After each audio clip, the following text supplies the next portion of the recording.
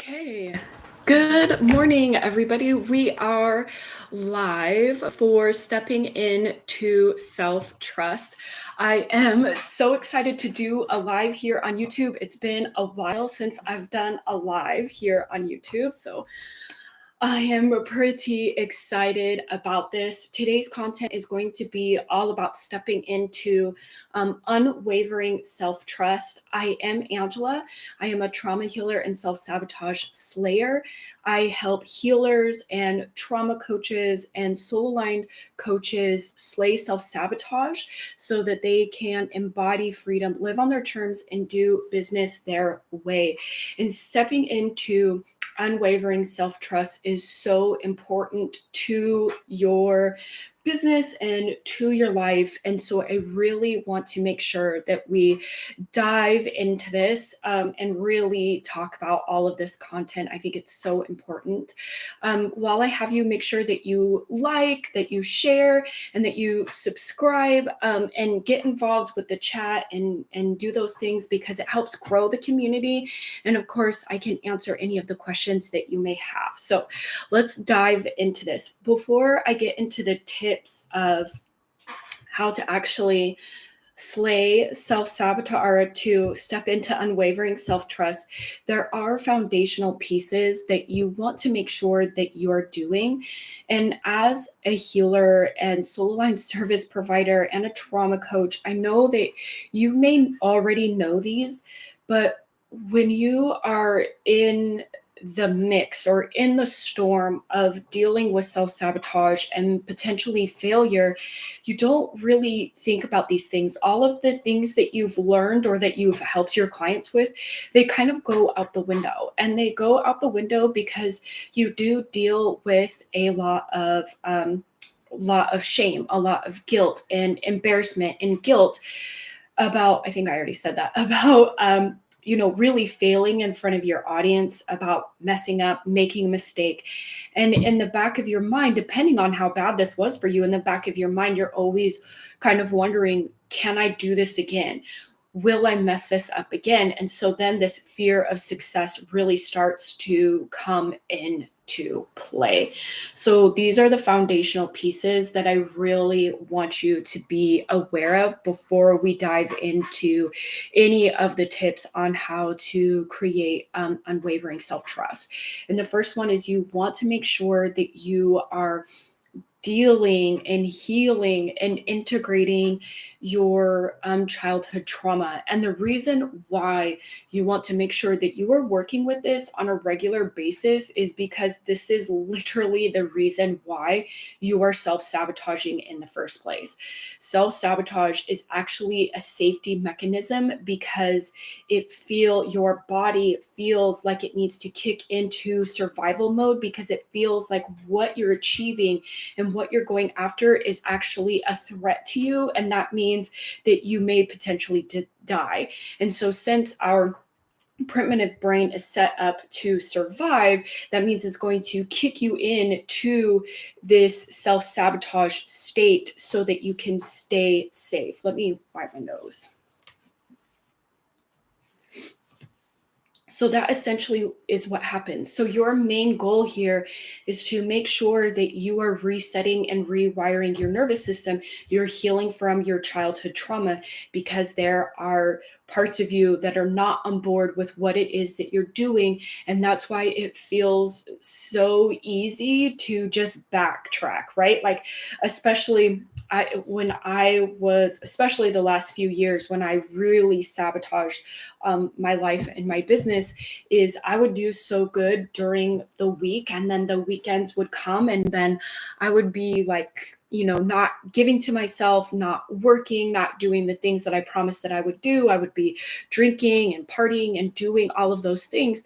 And I was also in a very unhealthy relationship that it was very easy to do those things. So it's important to make sure that you are healing from your childhood trauma. Let me get a drink. The second thing that you want to do is for foundational pieces before we step into unwavering self-trust is to unlearn your unhealthy childhood conditioning. This is actually called developmental trauma. And this is actually where all your doubt comes from, all your inner critic, all your judger, all the things that really prevent you from making big moves. Taking that aligned action, saying that post that's a little bit scary, but it's so inspirational and it really puts yourself out there. That's where all that hesitation and all that distraction and doubt and all of that, that's where that actually comes from. And it's very important that you deal with this because it's actually a lot of it's not actually yours. It's your conditioning from your caregivers, from the people around you, developmental trauma. And so you want to make sure that you are dealing with this on a regular basis because doubt actually holds more people back than fear does. And especially as a coach or someone that works online, even just in general, is that eventually you do get used to doing things scared. You eventually learn that you're okay with doing things scared. You've been doing it for a really long time, and it's really doubt that might be holding you back. And this is where all of that doubt actually comes from. So you do want to make sure that you are unlearning all of that unhealthy childhood conditioning. And the third foundational piece for you to help you slay self sabotage, and before we get into this unwavering self trust, is to make sure that you are doing business your way. That means that you're completely aligned with your work. The reason why this is so important is because if you're not truly aligned with your work, if you hate your work, you are not going to show up. You're going to procrastinate. You're going to hesitate. You're not going to care what happens to the work. You're not going to show up the way that you really want to because you're not all the way there with your work, right? It's like working at a 9 to 5 job that you absolutely hate. And even if you're getting paid buku bucks and you still hate the job, it wears into you. It just wears you down. It burns you out. It's the same concept when it comes down to your work as a business owner. So you want to make sure that you are aware of whether or not you're fully and completely aligned with your work, because this will make a huge difference in self sabotage and procrastination and hesitation, in the way that you show up, reaching out to people, selling, all of those things. So you want to make sure that you are completely in the line. You also want to make sure that you are not just doing what everybody says because you believe that that's what's going to make you money. You want to really truly anchor down into your service and be aware of that. When I was not aligned with my business. Okay, there was a point in time many years ago where I helped corporate women get unstuck, and I found a few clients, but I hated it. I hated every second of it. I didn't care if I showed up. I didn't really care if I got clients or not. And then when I transitioned into helping women heal trauma, that's when everything changed. Right, like clients were reaching out to me while I was napping and swimming and playing with my daughter, and just my group grows so big, and it just really exploded like within a few weeks. So I want you to be very aware of that because it does make a huge difference. Those are foundational pieces that you will hear me talk about over and over and over.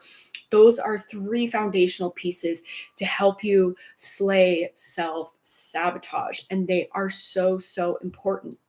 My framework for divine transformation, when you work with me one to one, especially in my 12-week slay program, we do go through a 3-step framework to define divine transformation that also incorporates those and incorporates my three framework that is my signature method that my clients have just seen absolutely amazing results.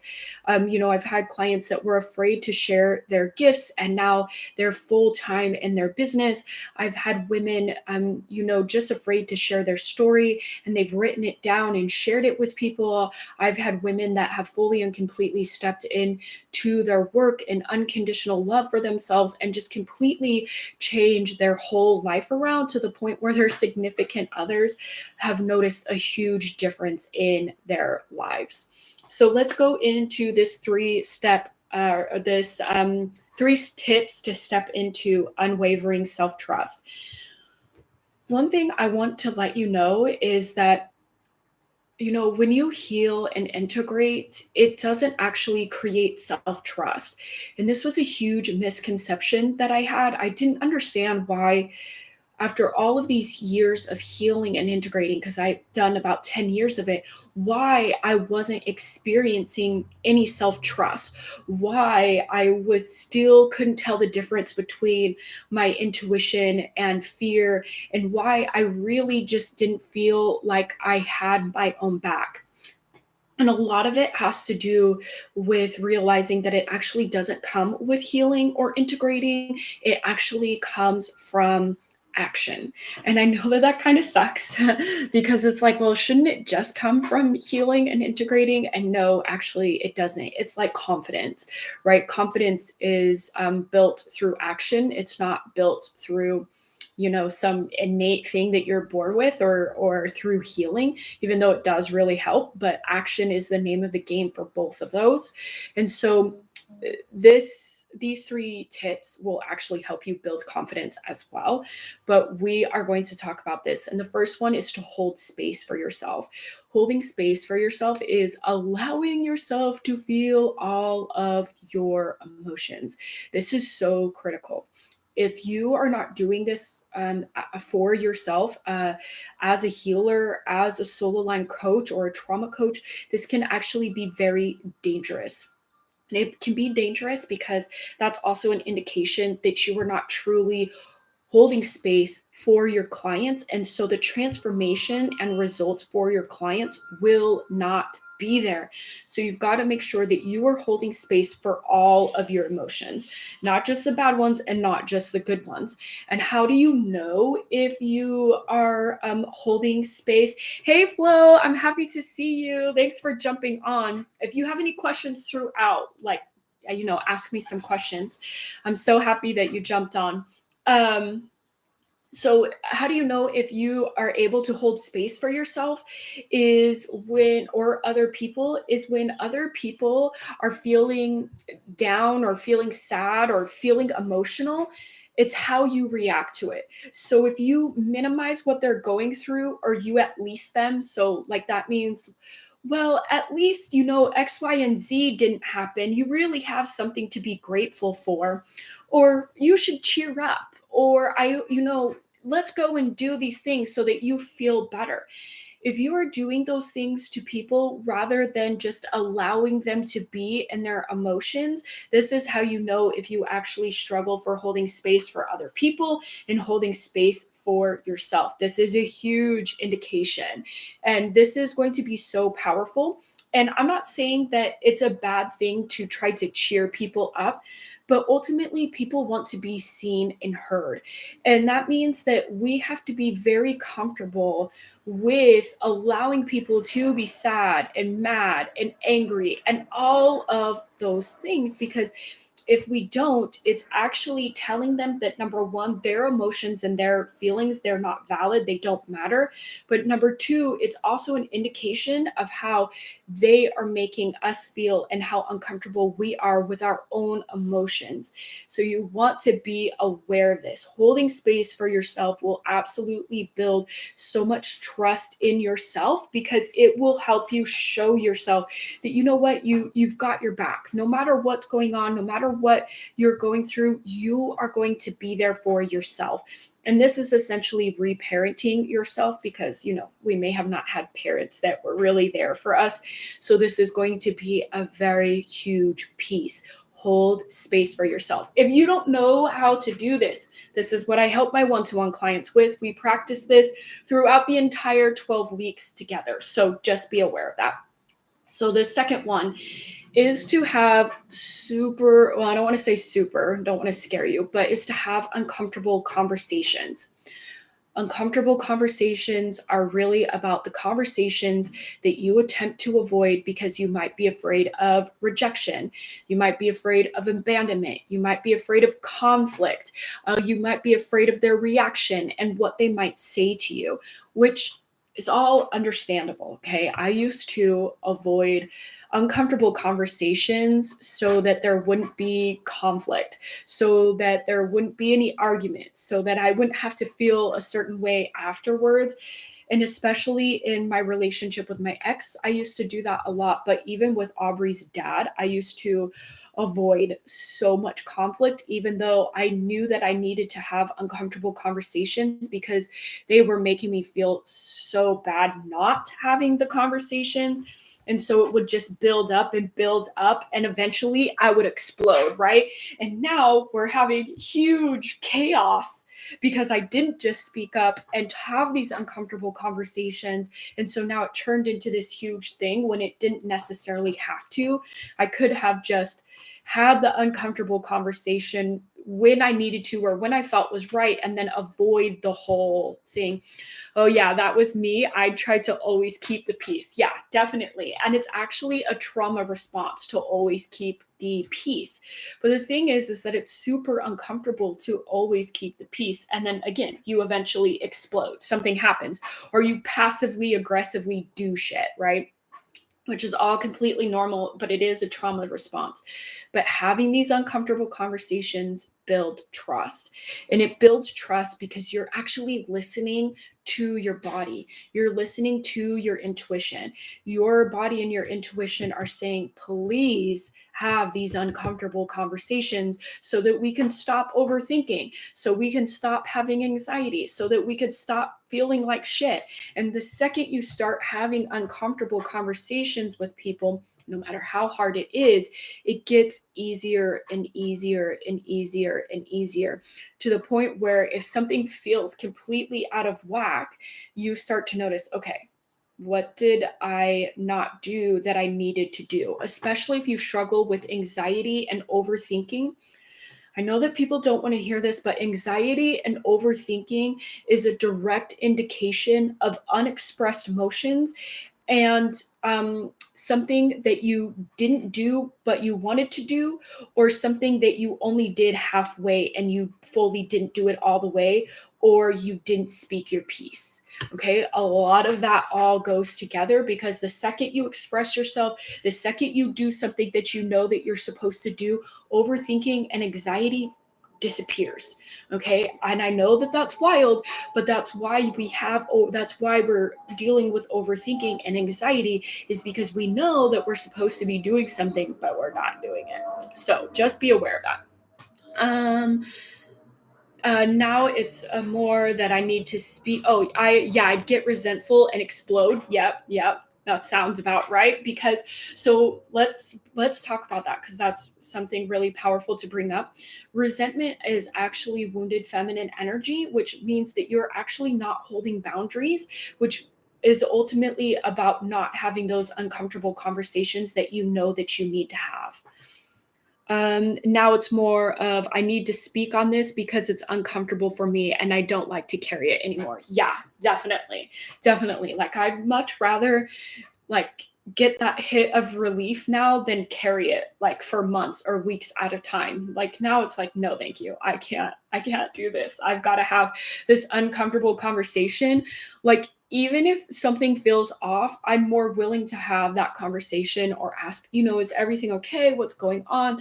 Like, I'd rather have those kind of conversations than be like fighting with people or exploding or being triggered or not being able to channel and guide with my clients. Because, you know, as a coach, as a healer, you are meant to be as clear as possible. And that also has to do with what's going on in your personal life and your business. They do impact your clients, they do impact your work. So you want to be aware of those things because it will help you so much. The clearer you are and the more willing you are to have these conversations, the more willing you are to show up clearer for your clients, which is so critical. Okay, and so the third piece is the most important piece. And it is to take aligned action. And not just any action, it must be aligned. And so, what does that mean? That means it's inspirational action. And you know that it's pushing you outside of your comfort zone. Because let's face it, every morning you probably take action. And you know that every morning you might get up, you do your self-care routine, you show up for your clients, you deliver content. All of that is action. And that doesn't mean it's not aligned action. It is potentially aligned action.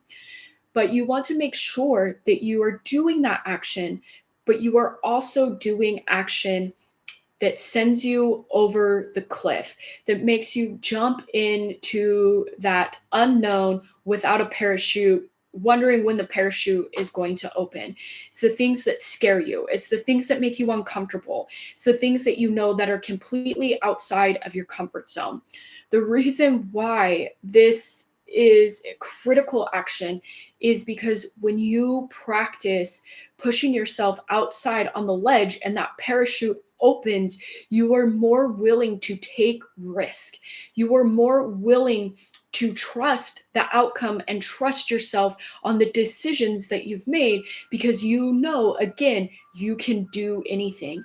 And you know that because you practice taking this action on a regular basis. And sometimes these things are little tiny baby steps, like, I don't know, reaching out to people to do a collaboration or reaching out to potential clients or selling or doing those things. So it all depends on what that looks like for you and your business, right? That's why I talked about the foundational pieces earlier about, doing business your way and things like that. I'm not going to know what that may look like for your business. It all depends, but you know what they are. And you know what they are because they scare the shit out of you. You don't want to do them. And you probably keep putting them off and putting them off and putting them off, even though you know that you need to be doing them. So that's how you know that those are the aligned actions that you want to be taking to move your business forward. And that specific action, that will build the most self-trust out of all of them. But also, I put it last because it's the scariest and it's the hardest thing to do. I think that taking that aligned action that really pushes you over the edge, like creating that post that you might be scared AF to post, or like, for me, especially lately, and healing from my ex and things like that, I've had issues with my body and loving my body, but even more so now that I've been healing from my previous relationship, like taking pictures and putting my full body out into the world has been a very hard thing and a struggle for me, which is really crazy because I'm back. I've lost all the weight that I had gained when I was with him and stuff like that. And so it's been really interesting to really push myself that far. So, and I want you to, and I'm telling you that because I want you to be aware, like, there are some things that I still work on every day. I'm not perfect. I'm not fully integrated, but I do work at it every day. I embody it as much as possible. I do all the things and I'm not perfect at it. No, I am not. I'm not perfect at it, but embodiment is a practice. And that's all you can do, that which means some days you're going to be really good at it and some days it's just going to suck, and that's just the way it is, and that's okay. That's hard for me to do. Yeah, it really is, and I completely resonate with that, and I do know your personal story a little bit more, so I completely understand. And it is hard, it's super hard, because especially in our society where women are completely trained to believe that if you're not absolutely perfect and don't look like Instagram models, then you shouldn't be taking pictures of yourself or be online or whatever it is. And I know that, like, we've come into acceptance of our bodies, like, drastically compared to when I was younger.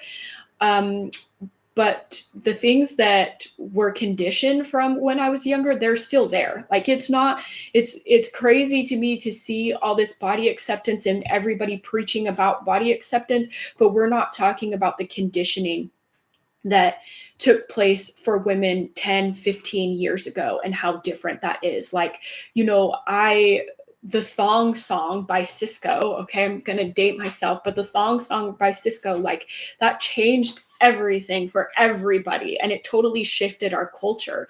But, I was like 17 years old when that came out. So there's still 17 years of conditioning about the body right there. Right. So I just like, we're like body acceptance. Yes. And then we're like, okay, are we going to talk about, the last 20, maybe 30 years of what it was like to grow up in not a body acceptance culture? Because, like, I grew up thinking that like Kate Moss was the end all be all of beauty, and she was like the size of my arm. So it's really hard. And so I am still working on that very much today. Flo, I love that you think that's funny because I know you know what I'm talking about. So I actually want to drop something for everybody. I am super excited to release this. This is my new freebie that I seriously have been working on like the last week. It is self-sabotaging to up leveled. It is journal prompts for quantum breakthroughs. This is to help you break away from self-sabotage and step into your next level, whatever that version looks like. I'm so excited about that because not only is it launching this freebie or what this live was really truly about, it is also that freebie will lead you into my new group. And my new group is self-sabotage, to self-sabotage for female healers and soul aligned coaches and trauma coaches. So if you resonate with that, make sure that you check out that freebie. I am like so excited about that. And I'm excited about that. Flo knows, but my journal prompts are so potent and so powerful. So if you feel like you're really stuck and you're really sabotaging, these journal prompts, they are for you. So make sure that you check them out. This is the first place that I have delivered them, unless I know people ask for the journal prompts like in my Instagram stories. You can follow me on Instagram. Let me actually drop that link. I know that I could like leave you the handle, but it's so much easier to just have the link. And I'm like I'm a link touching person. So I got to do all the links. Okay, so there's my Instagram. If you don't follow me on Instagram, you can check that out. Yahoo, the prompts are fire. Love them. Thank you. I'm so excited to hear that. I love to share journal prompts. When I work with my clients one-to-one, they actually get channeled and downloaded journal prompts. So that means that they're specific and personalized to them. And just the results and the awareness and the breakthroughs and the aha moments that come through from my journal prompts, even for me as the messenger, as the channeler, like it's so mind-blowing to see the results these journal prompts create. So I'm happy to put them out there. I'd love to put them out there. So make sure you check that out. We are coming up on 30 minutes, which is really awesome. So make sure you head over to the new freebie. I'm super excited to have that there. That will lead to the new group as well. If you are interested in that, make sure you check that out. Again, the three tips to step into unwavering self-trust is to hold space for yourself, to have uncomfortable conversations, and take that aligned, scary action. This will help you step into unwavering self-trust so that you really can do business your way and so that you really can stop self-sabotaging yourself, because of course that's what a lot of this is about. Thank you for everything that you do. You're so welcome. Thank you for showing up. I know that you could be doing other things and spending your time, doing other stuff. So I love and appreciate you for being here. I will see you all very soon, and I hope to see you in the new group, and I will talk to you all later. Bye, guys.